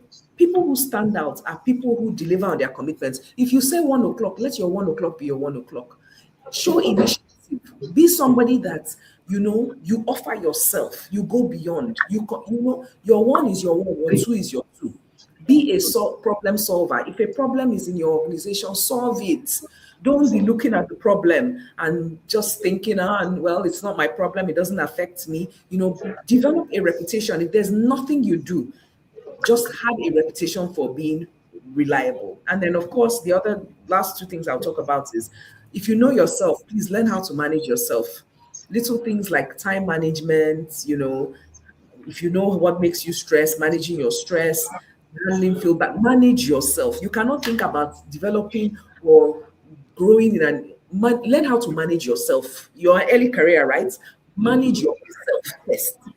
Be on time. Be reliable. And last but not least, please, and this is something I see people struggle with, think long term. Remember, I talked about vision. Start, don't just, people just focus on job or the next job when they should be thinking about the next 5 years. What is this place leading you to your destination in 5 years? You understand? Leading you to your future. If you keep on thinking of just what's ahead of me, the next job, the next this, then you're not a long-term thinker. And that's a big problem that people generally have career-wise. As long as this place is taking you, your career is north, and you know where you are is leading you and is aligned with your career, then it's worth building upon. Of course, if the minute you see that it's not aligned with where you want to go, then you need to look, I need to turn a different direction. So just in a nutshell, continuous learning, like I said, investing in relevant skills, developing your self awareness, building relationships, ensuring you have a reputation for being reliable, and last but not least, a vision, having a long, thinking term in everything that you do. Thank you. Thank you very much for sharing, Dr. Adora. Okay, so I think we've all gotten that, but just a brief rundown. So number one, Dr. Adora said develop future relevant skills. She also said build your self-awareness, know what your strengths and your weaknesses are earlier on, right?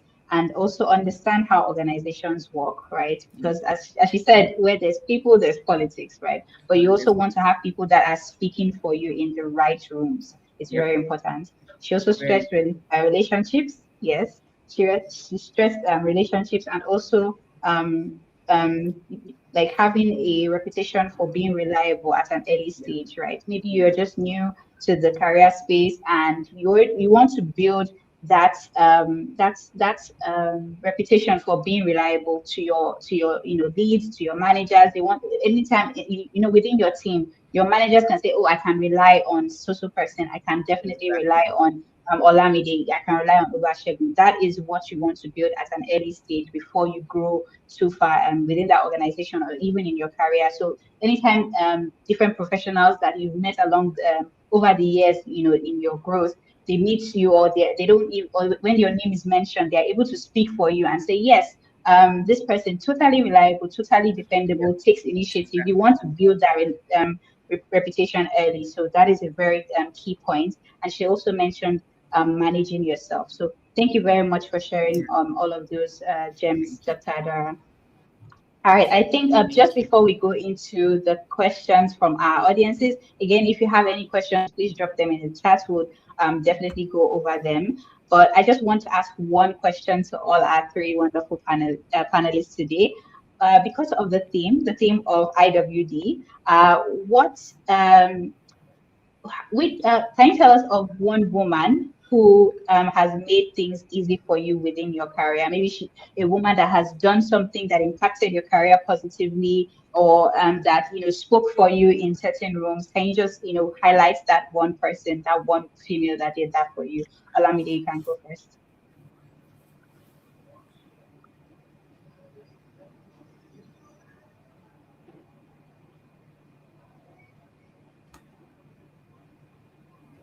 Hi, Olamide, are you with us? I think she's frozen. I can't see her. Yeah. Okay, My screen is off. Can you see my screen? It's not even showing here. No, we can't see you. We can't see you. Yeah. Okay. I don't know. I think it's network. Okay. It's not network. Right, so I'm gonna try and fix it and put it back. Okay, no problem. All right, Mr. Ra, over to you. Okay, so my issue now is that I don't have just one person, and I believe that mentioning just one person will do a disjustice to the other amazing women that have actually helped me in my career. I mean, very, very early, I've been so lucky to meet people that really helped me and very, very interested in making me grow, right from my NYC internship to my first job to my second one. So, mentioning one person would seem like actually a disservice, right? So, I don't know. Yeah, please go ahead, Sus. You can list out as many as you Okay, deem fit. okay. So I want to give a shout out to Dr. Busayo. So she when I started my internship at KPMG Nigeria, she was the head of the research team. And I mean, she was an amazing person. She kind of she's intentional about just getting to know you. You can't be on a team and not just grow. I mean, we had a session where every Monday she asked us, "What did you do this weekend? Which book did you read? Did you do something intentional?" So because of that, I have to actually, during the weekend, I have to go and get a book to read because I know that she was going to ask, and it helped me a lot.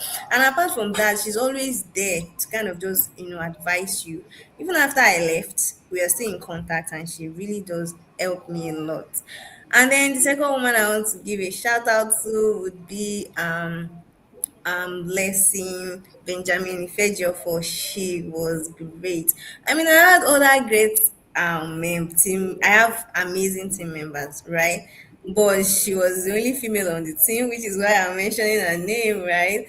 And she was actually the person that I said spoke up for me and said Mistura can do it. So she had actually spoken up for me and given me opportunity to grow. So and she's still there till today and still helping me, anytime I have any issue, reach out to her, she's ready to help. And yeah, I mean, I've met then there's Yetunde Falore, she was the head she's the head of investment banking at FBN Quest. The first time I met her, I just kind of just started learning from her immediately. And she's also always there, just telling me that, Mr. You can do it. You know, you are very valuable. You know, you can do it. You know, you can. And she's always pushing me in front. Say, I know you don't want to talk on that meeting. You have to talk, even though you think that you don't want to talk. I mean, and she gave me a lot of exposure. She pushes me beyond my limit, and it actually did help me a lot. And one person I would say I also give a shout out to my current boss, um, Onyebuchi Mobiyemi, current head of investment banking in Cardinal Stone Partners. I recently joined Cardinal Stone, but I have learned a lot from her as well. She's always ready to just explain and not just, just give you the tax and go ahead. She's always, speaking up, and she's always like, what do you mean you cannot call her? And you have to, even if the person is the MD or the CEO, you have to call her, and she kind of just gives this visibility that helps, and she does that for all her teammates. So I just give shout out to all of these amazing women that I've met in my journey and the one I would meet in the future. I mean, the men are actually very great, but because we're speaking about women here, and that's why I actually like it. Thank you. Thank you very much, Mr. All right, Olamide, we are kind of spotlighting a few women who have, supported our careers or impacted our careers positively. Do you have a few women you'd like to spotlight?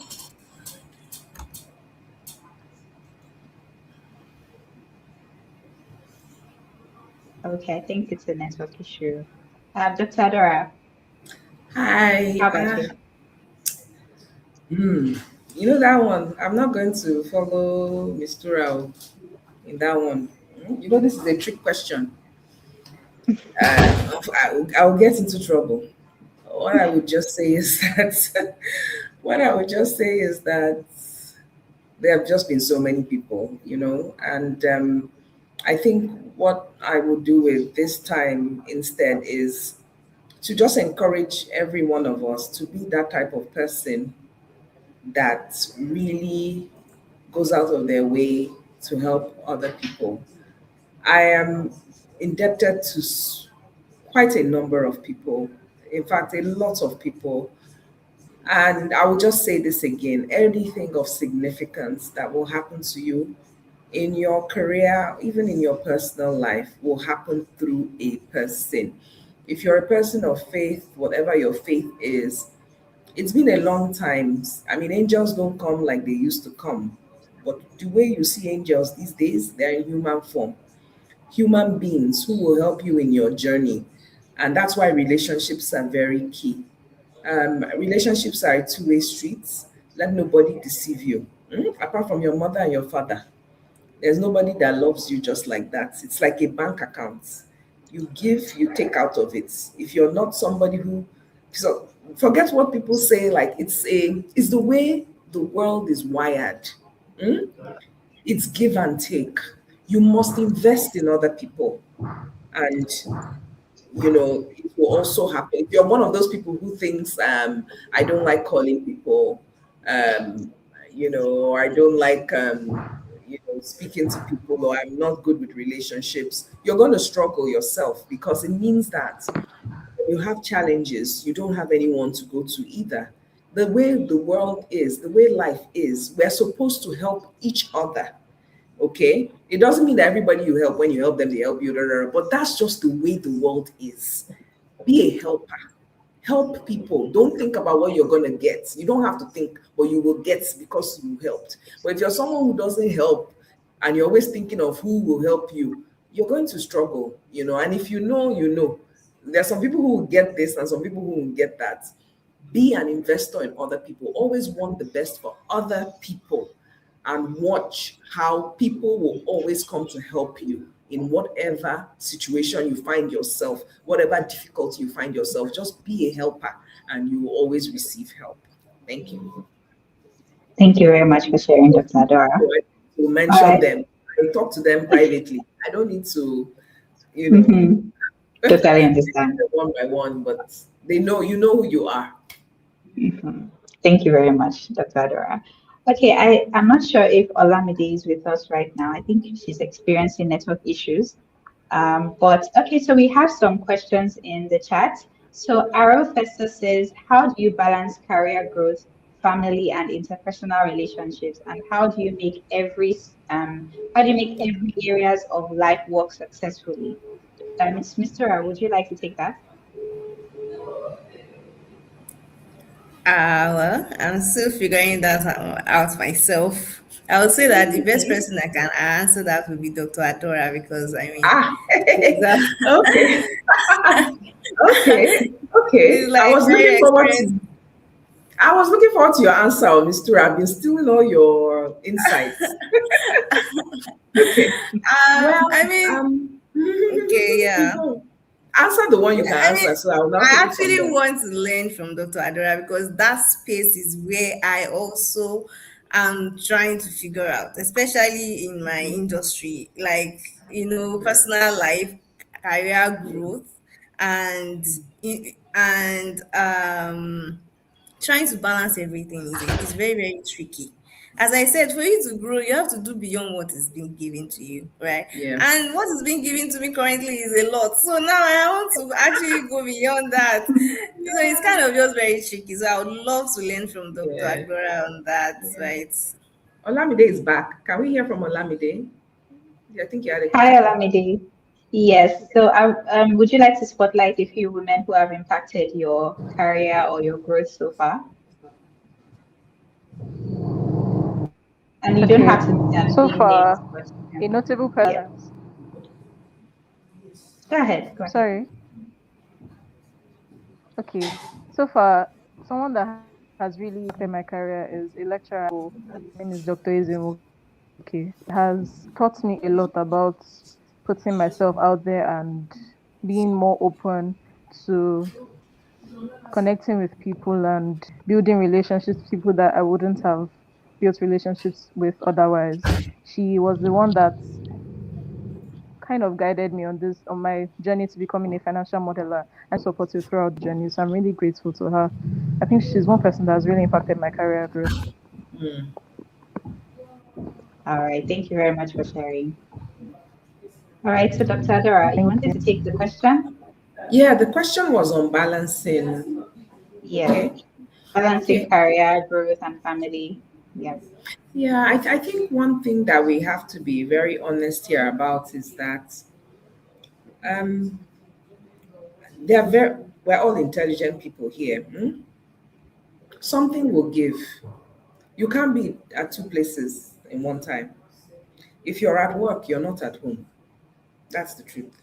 Let no one deceive you. Okay, but what we'll probably be doing is working on strategies that will help you. And some strategies will work for you depending on your profession. And some strategies will not work for you because you don't have that flexibility. One thing that has helped me, and this is where you see a lot of women, okay? What helps women with balancing work and home is flexibility in their workplace. My children, when they come back home, they're used to seeing me. Okay, so I can work full time, and then if I was at home now, you just see, you might hear something or you might hear somebody, right? That's why when we think about workplaces, if you want a woman to thrive and she has a family, you're going to give her some flexibility. Because when the environment is inflexible, it's very, very difficult for women to balance. You can't balance it, something will give.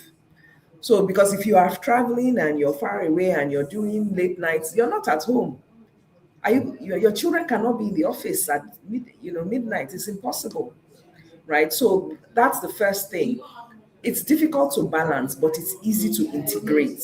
Okay, I do a lot of traveling with my family, even work trips. I've taken my family to places that they did not think they would go because I'm integrating my work and my life. I think out of the box. I don't think like normal people. I might be going for a conference and we use that time and it will end up being a holiday for everybody. But I am the one who has the business I want to go. You understand? So I've found ways, but all of it, when I look at it, the balance comes from integrating my work and my life. It is very difficult to do it with a workplace that is not flexible. And that's why you see women making hard decisions like quitting. Now, of course, if you're not going to quit and you can't integrate, what else can you do? You can you can recruit helpers. What do I mean by recruit helpers? Most successful women, they have a whole team behind them. Okay. There are women I know that they hire their PA, like they have PAs. It's not their office executive or the assistant. There's a level you will get to, and the way your work is. If you are a serious person, you will be using your salary to be paying other people. And I don't mean nanny and driver. I mean you will even hire another person that is not working for your company but working for you because you just have to. But some people, they don't think that way. They just think that, oh, these people are doing, they're not doing it though. I know quite a number of people that I know that, you know what, if I need to cut out this my salary, I need another person. So, and which is why I can't help but say, if you want to, that's why where financials come in. Money gives you options. You understand? If you're going to make that, you really want that top job, then you're going to be earning well, right? At least maybe above market. Use that money to make your life more comfortable. Don't think you're going to just be keeping the money. No, you use money to make money. So, what are the things that are going to free you to be more productive? Then pay for them. Whether it is, things that improve your well being, whether it's things that free up your time, whether it's ways of working, get a coach. I work with women who run businesses, senior leadership. There's a reason why they have a coach. If you have a mentor, all well and good. If you have a whole workforce in your house, your housekeeper, your driver, they all add to your life. There are people you can pay to make your life easier. Please pay them so that you can rest. So, what is my key point here? It's not about balancing. If you try to balance, you can never balance because when you go to work, you cannot be at home, right? But you can integrate. And the best way for integration is a flexible type of work. For those of us who enjoy remote work, our children and our families can be around us while we are working. I may not be present 100%, but the fact that I'm even seeing them, I can tell my son, oh yeah, be doing your homework here. You, my daughter, under, be doing your homework there, But for people who go to work, it's harder. What you do is you just have to structure your time very well because your work is not as flexible. When I used to go to the office all the time, your work is not as flexible, but you have helpers, you have staff that you have that help you, and then you just spend your money wisely. Use your money to stay with your family. And you have a retreat or a program, bring your family along.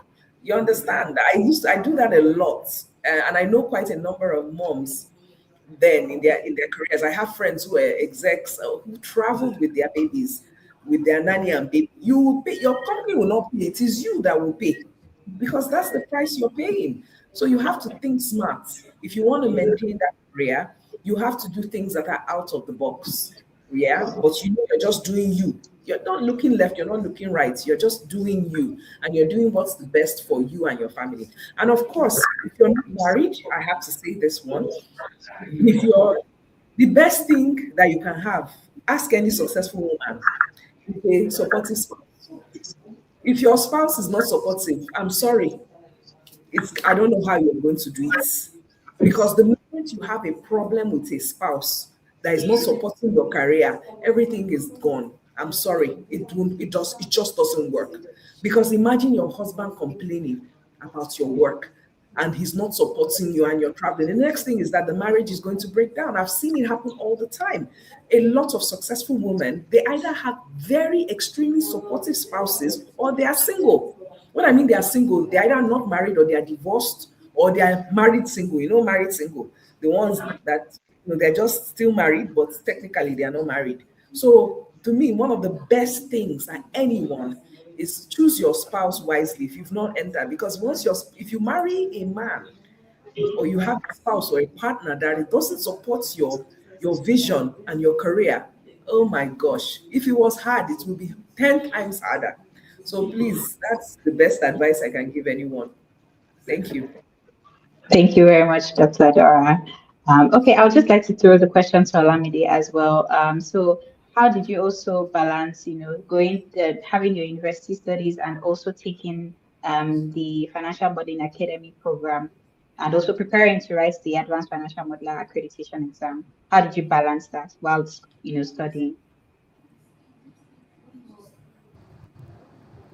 Okay, so to be very honest, at first it was hard. It was almost impossible. I had no idea what I was doing. And the only reason, okay, to start, I was supposed to write the ATS exam while in school, which would help me to write the ICANN exam. But because I had no idea how to balance everything, I put it off.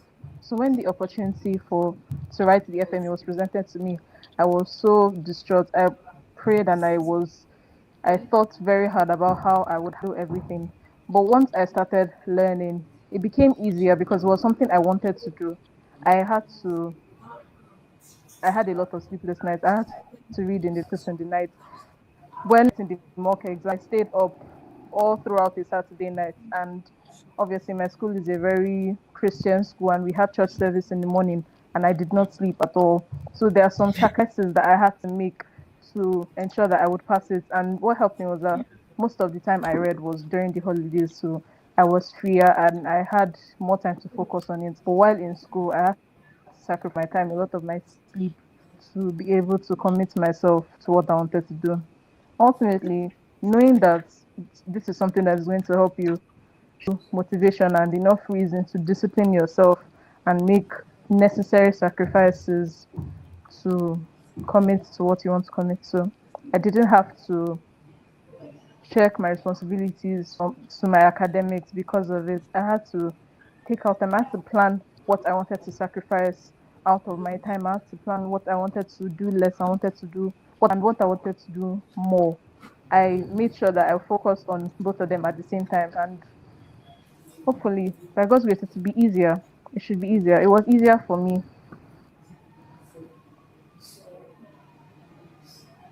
All right, thank you very much for sharing, Olamide. Okay, so I think this has brought us to the end of today's webinar. I'd just like to spotlight a few key things that was mentioned from all our panelists. So one key thing that stands out, You said you're not around. Okay. Okay, so one clear thing that stands out in career growth is it's cumulative and it's also intentional. It rarely happens overnight. Instead, it develops gradually. So through your decisions, through your relationships, through consistency, through skill building, and over time. So don't pressure yourself, but just be intentional about how it is that you want to take your career to the next level, how you want to grow your career. Another point that came up repeatedly is positioning yourself early, and not just positioning yourself while you are, starting up, you're building your reputation, you are learning skills that's, in line with in line with your strengths and weaknesses. And also, again, Dr. Dora made mention of, building self-awareness. So those key things are very important, especially when you are trying to grow within your career. So I would like to thank our wonderful panelists, Dr. Adora, Olamide, and Ms. Tura. Thank you so much for your time today. We really, really appreciate your presence and your insight. Thank you so much for sharing all from your, from your perspective, from your experience. We really, really appreciate it. And I'm sure our audience learned a whole lot from today's session. Would you like to have, final words just before we close? Okay, Olamide, you can go ahead.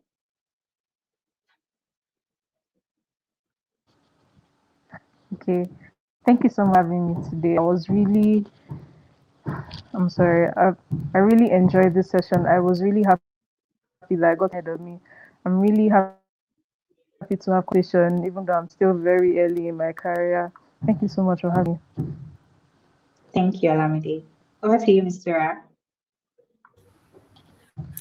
It's my pleasure being here, and I definitely have learned a lot. I've learned a lot from Olamide and Dr. Adora, from our wealth of experience and from dealing with a lot of people in the HR space. I would say I have taken a lot away from this session, and that was what I had hoped for, and I'm glad I got it. And yeah, thank you. Thank you for the opportunity. Thank you, Thank Mr. Ra. Over to you, Dr. Adora. Yeah, I just want to say it's been a fantastic time. Olamide, it's been a pleasure to just listen to you. You know, you're doing so great. I mean, I'm just reminding myself when I was 21-ish. And to anybody in their 20s, that's the best time to invest in your career. It's the best. I can imagine because I did my master's at 21. I know how people struggle to do it in their 30s. I know how they struggle to do it when they have families. Please, oh, use your 20s well. If you can't, work cannot be hard in your 20s. You know, I tell people, I don't know how consulting is. My first day in consulting, we slept in the office, so we walk. The next day, they said, come with your toothbrush. Like that was how we used to work then. But you know, it's funny. I don't know whether Gen Z work like that now, but either way, it doesn't matter your generation. Still, all the work, do it early as possible. The reason is like it's like any investment. If I knew some of the things I know now, like for example, you guys are in finance, the law of compounding interest. And they were telling me something about saving, and by the time you're 50, you'd have it, you'd be like a billionaire. I would have started saving much earlier, right? But I can tell you that when I talk about wealth, both the human, material, they were things that I started early. You'll be shocked. I was so used to being the youngest. Like I graduated at 21, 22. I had my master's. I was in management before 30. I used to just be like, I'm young, I'm young. I don't even know where the time went. Like now, I'm looking, I'm older. Oh, hey, people are looking out to me. They're calling me mad. I'm like, is it me that was that small girl of yesterday? Please spend your time wisely. Invest now because it is the investments you can make now that will allow you to enjoy. Don't leave it till when you're married. When you're married and you have children, it will be 10 times harder. Don't leave it to when you're older. Suffer in your 20s, early 30s. Be productive, right? So that all these everything together when you're younger, you can now do passion and my job doesn't really pay me well. That's, for me, if there's anything that worked for me is the fact that I did some things early. And if some people might say they don't have the opportunity, please try your best because it will not get easier when you start having family and you start slowing down, right? Do it when you have energy. Don't wait till you are in your 40s or your 50s to do it.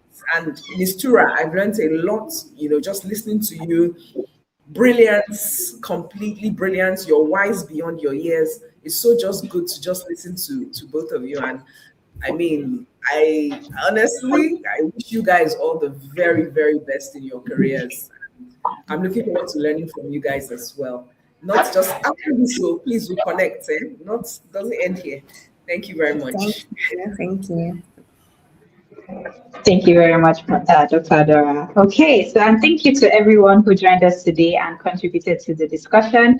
We hope this conversation has given you a few ideas to reflect on as you continue building your own career journey. Once again, thank you for spending this time with us, Thank you and very we wish much. you a wonderful weekend ahead. Thank you. Bye. Bye for now.